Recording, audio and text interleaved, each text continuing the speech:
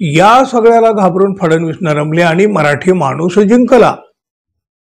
पण तरी सुद्धा मराठी माणसानं अजूनही सावध राहण्याची, एकत्रित राहण्याची गरज मात्र कायम आहे।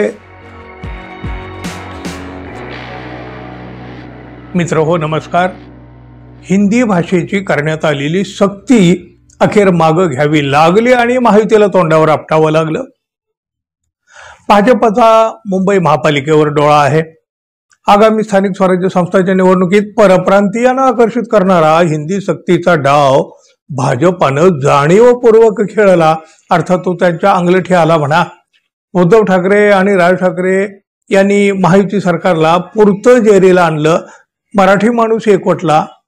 मराठी माणूस एकवटलं तर आगामी स्थानिक स्वराज्य संस्थांच्या निवडणुकीमध्ये मोठा फटका बसू शकतो याची जाणीव देवेंद्र फडणवीस यांना झाली। तेव्हा हिंदी सक्तीचा निर्णय त्यांनी मागं घेतला, नव्हे त्यांना तो मागं घ्यावा लागला।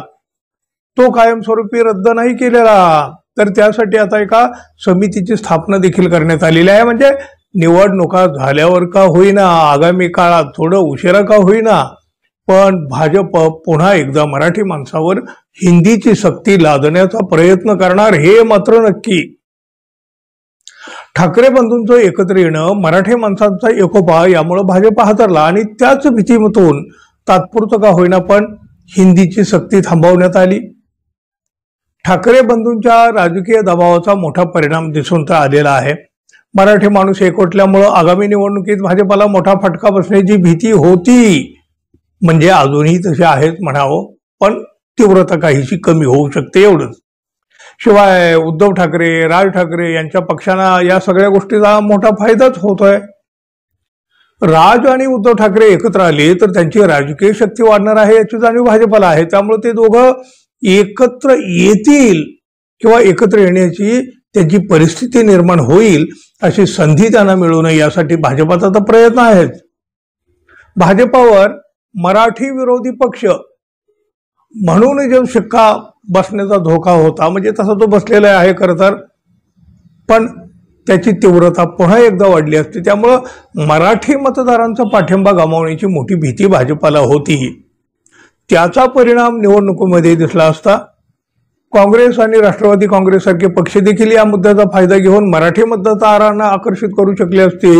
हे सगळं घडू नये म्हणून हिंदीची सक्ती मागं घेतली गेली। पण भाजपच्या मनात काय आहे, त्यांचं अंतरंगात काय आहे, हे तर लोकांना कळून चुकलं। आता कितीतरी सारवासारव केली, निर्णय मागं घेतला, तरी सुद्धा मराठी माणसानं जे कळायचं ते कळून चुकलं। शिवाय ठाकरे बंधूंच्या एकत्र येण्यानं काय काय घडू शकतं याची चुणूक देखील महाराष्ट्रानं पाहिली। ठाकरे बंधूंचा एकत्रित मोर्चा निघणं, मराठी माणूस एकवटणं आणि यामुळं आगामी निवडणुकीत फटका बसण्याची असलेली शक्यता, या सगळ्याला घाबरून फडणवीस नरमले आणि मराठी माणूस जिंकला। पण तरी सुद्धा मराठी माणसानं अजूनही सावध राहण्याची, एकत्रित राहण्याची गरज मात्र कायम आहे। चोर पावलानं मागच्या दारानं हिंदी भाषेच्या सक्तीचा प्रयत्न पुन्हा एकदा होऊ शकतो। बरोबर ना मित्रांनो? तुम्हाला काय वाटतं जरूर सांगा आणि आपल्या चॅनलला सबस्क्राईब करावं ही अपेक्षा आणि विनंतीही। धन्यवाद। पुन्हा भेटू, तोपर्यंत नमस्कार।